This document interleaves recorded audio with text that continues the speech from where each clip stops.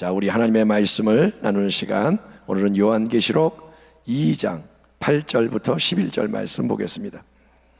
신약성경 400페이지 요한복음 2장 8절에서 11절 서머나 교회에 대한 말씀 교독하겠습니다. 8절. 서머나 교회의 사자에게 편지하라. 처음이며 마지막이요 죽었다가 살아나신 이가 이르시되 9절. 내가 네 환난과 궁핍을 알거니와 실상은 네가 부요한 자니라.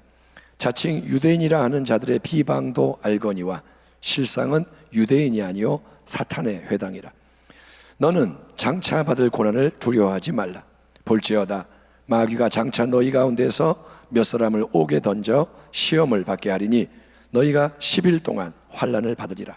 네가 죽도록 충성하라.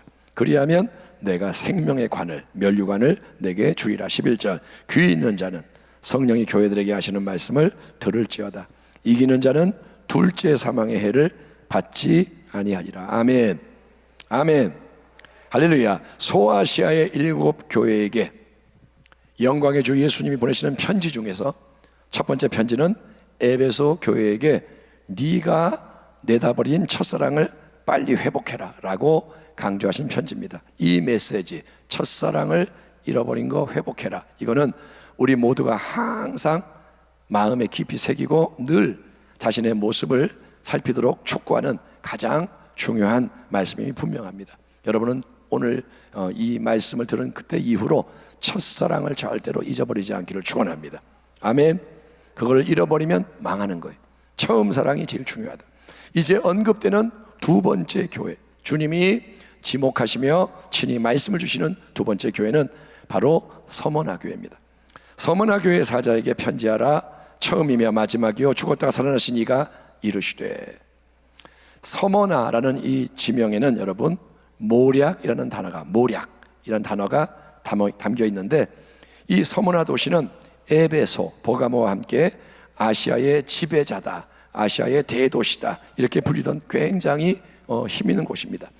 주님이 편지하시는 다른 소아시아의 이 도시들, 에베소나 버가모나 이런 도시들은 이제 지구상에서 사라져 버렸습니다. 에베소 거기를 가보면 그 도시가 없어요. 근데 서머나만큼은 터키에 있는 이즈미르라는 도시로 지금까지 남아 있어요. 터키에 가면 이즈미르가 있는데 그 이즈미르가 뭐냐? 바로 서머나입니다. 그리고 또 서머나 교회는 특별한 점이 있는데, 이 교회는 빌라델피아 교회와 함께 유일하게 주님부터 아무 책망을 받지 않고 오직 칭찬만 받은 교회라는 사실인 거예요. 교회가 7 교회가 있는데 오직 칭찬만 받은 교회는 2 교회입니다. 서머나, 빌라델피아. 그 서머나 교회 사자에게 주님은 처음이요 마지막이신 분, 즉 모든 것의 시작이요 끝이 되는 영원한 분으로서 편지를 하시면서, 나는 죽었다가 살아났다. 십자가 대속의 죽음을 당했으나 사흘 만에 죽음보다 강한 새 생명으로 부활해서 영원히 죽지 않는 살아있는 주님이다 라고 선언을 하시는 이유는 뭐냐? 그거는 서머나 교회가 지금 큰 어려움 가운데 있기 때문에 주님은 말합니다. 나는 영원한 예수다. 나는 죽었다가 살아난 예수 그리스도다. 그 이유는 뭐냐? 서머나 교회의 상황과 연결됩니다. 9절에서 주님이 이렇게 말씀을 이어가십니다. 내가 내 환난과 궁핍을 알거니와 실상은 네가 부요한 자니라. 자칭 유대인이라 하는 자들의 비방도 알거니와 실상은 유대인이 아니요 사탄의 회당이라. 여기서도 주님은 내가 모든 걸 이미 보고 있고 알고 있다 선언하십니다. 에베소 교회에도 내가 알고 있다, 서머나 교회도 내가 알고 있다. 주님이 뭘 아신다는 걸까요? 예, 주님은 서머나 교회가 당하고 있는 환난, 궁핍의 현실을 아시고 또 유대인들부터 쏟아지고 있는 온갖 비방 또한 알고 계신다고 말씀하세요. 나는 알고 있다, 나는 보고 있다. 당시 서머나 도시에는 로마 제국의 황제 숭배가 강력하게 시행이 되고 있어서 도시의 이 주민은 누구나 정기적으로, 그게 1년에 한 번일 수도 있고 자주일 수도 있고, 황제에 대한 충성을 맹세하며 가이사, 시저, 황제가 주님입니다 라는 경배를 표했습니다. 만약에 그렇게 하지 않는 사람은 그 당시는 도시 중심의 사회인데 이 도시 공동체로부터 제외됐기에 여러분 경제적으로도 불이익을 당해 극심한 궁핍을 겪을 수밖에 없었던 거예요. 생각해 보세요. 만약에 우리가 이렇게 살아가는데 아무도 나를 받아주질 않아요. 나하고 말도 안 섞고 만나주지도 않고 돈을 한 푼도 벌 수도 없고, 그리고 물건을 돈이 있어도 못 산다. 내가 돈이 있지만 너한테는 물건을 안 팔아. 이렇게 해버리면 어떻게 살아가겠어? 마지막 때 여러분 짐승의 표 뭐 이런 얘기가 나오는데, 만약에 내가 살아가는데 아무도 안 만나주고 물건도 안 팔고 살 수도 없고 내가 아무것도 못한다, 그러면 죽는 거예요. 여러분, 그런 큰 환난과 궁핍이 서머나 교회 성도들에게 밀려왔다는 겁니다.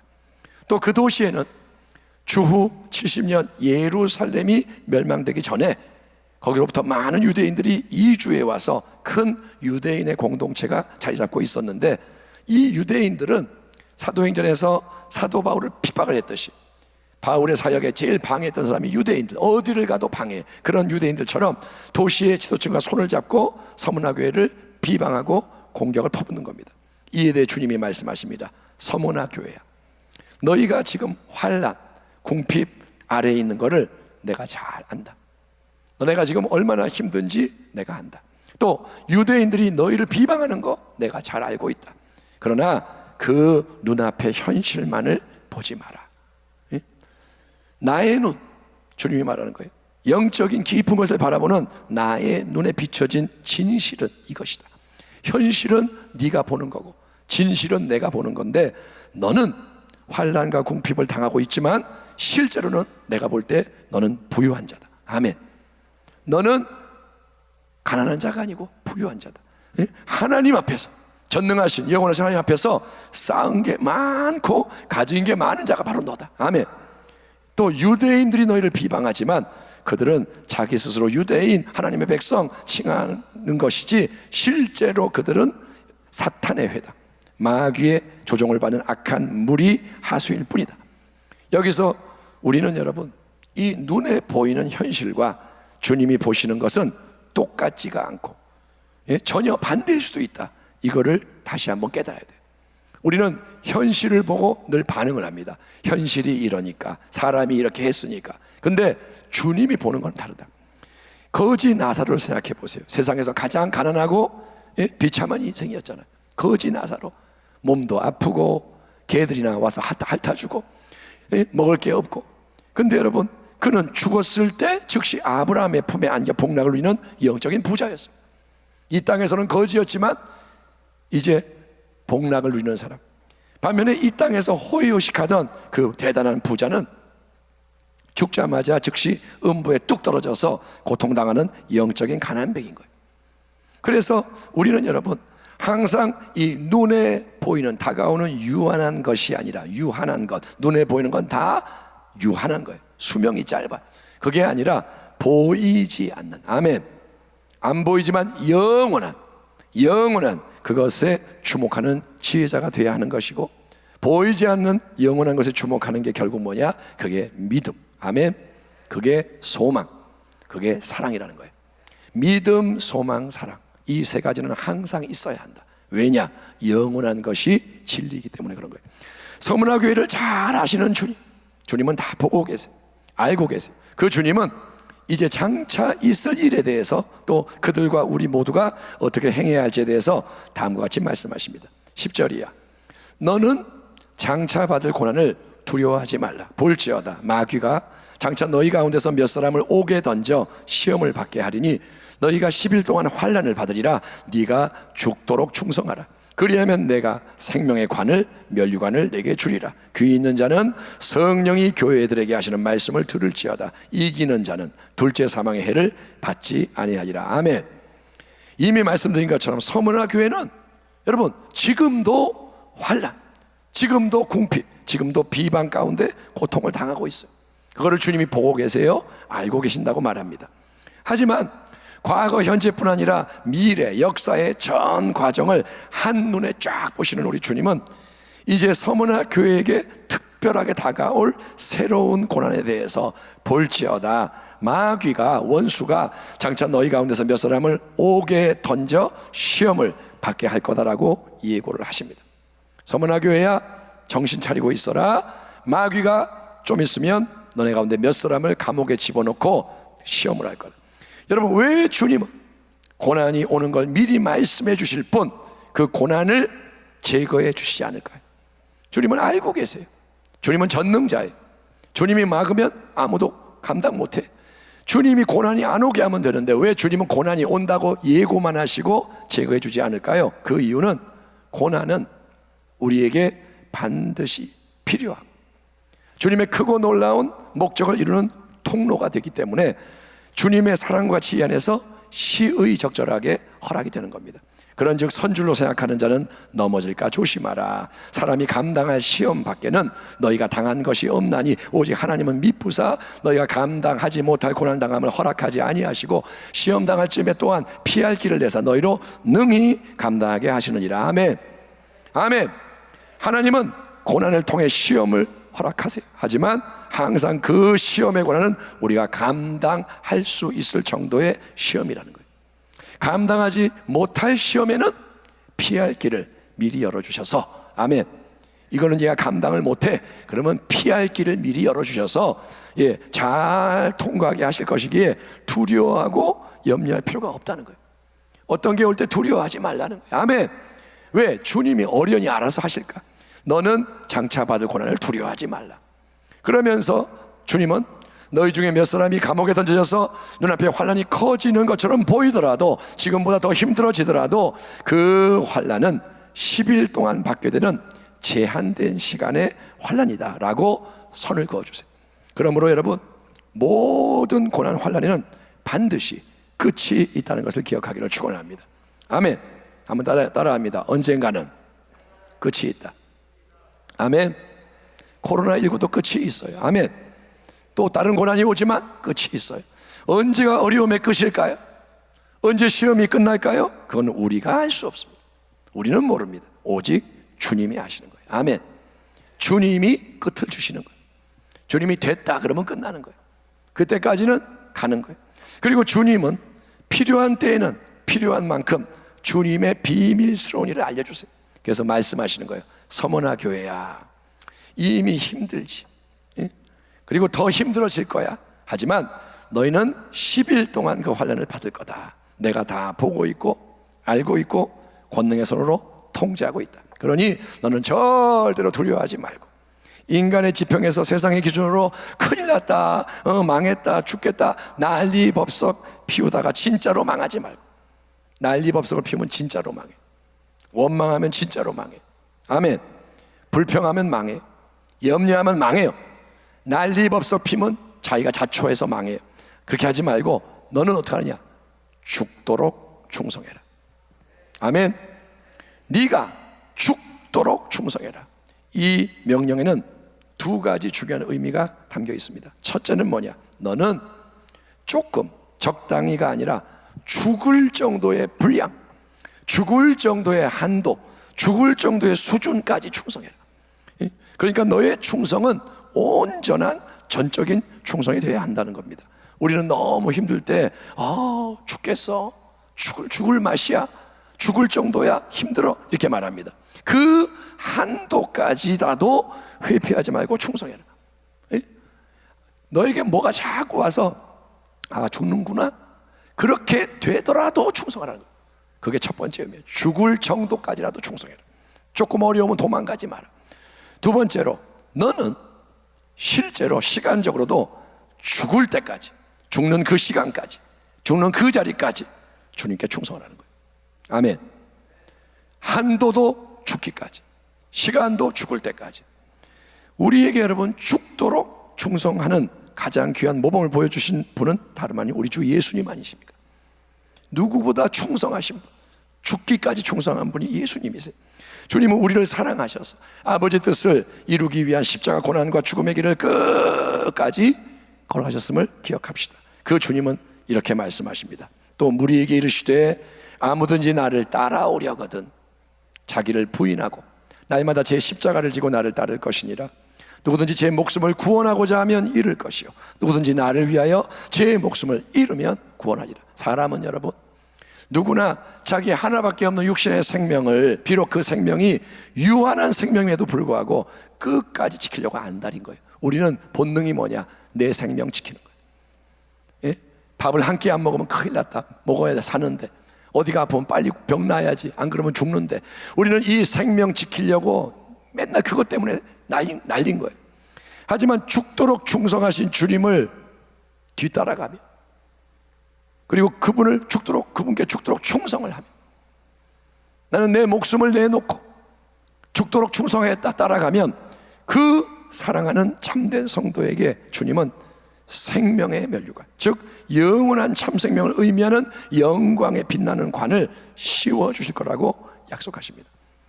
그 생명의 면류관은 지금 이 땅에서는 우리가 받을 수가 없어요. 생명의 면류관은 지금 받는 게 아닙니다. 그거는 끝까지 죽도록 충성하는 가운데 주님의 재림을 맞이하는 자. 아멘. 충성하며 끝까지 가서 재림의 주님을 보든지, 또는 그 이전에라도 천국 본향에 이르는 자에게 주어지는 선물인 거예요. 면류관, 영광의 생명의 관은 이 땅에서 받는 게 아니라 마지막에 받는 겁니다. 7교회에 보내지는 모든 편지의 끝부분에서 주님이 항상 반복하는 명령은 바로 이 말씀입니다. 귀 있는 자는 성령이 교회들에게 하시는 말씀을 들을지어다. 한번 따라합니다. 귀 있는 자는 성령이 교회들에게 하시는 말씀을 들을지어다. 아멘. 여러분, 영적인 귀, 내면의 귀를 가진 자만이 성령의 교회들에게 하시는 생생한 말씀을 들을 수가 있고, 그는 반드시 그 말씀을 들었을 때 새겨 듣고 순종해야 하는 것입니다. 오늘 나누는 이 말씀, 성령이 교회들에게 하시는 말씀이에요. 아멘. 성령이 수목원 부평교회에게 하시는 말씀이요, 성령이 온라인을 통해서 누구든지 듣는 성도에게 하시는 말씀, 그 말씀을 들을 귀가 있기를 축원합니다. 그럴 때 우리가 말씀을 듣고 순종할 때 주님은 서머나 교회에게 약속하신 이 축복, 놀라운 축복을 이기는 모든 자, 끝까지 충성하는 자에게 주실 겁니다. 이기는 자는 둘째 사망의 해를 받지 아니하리라.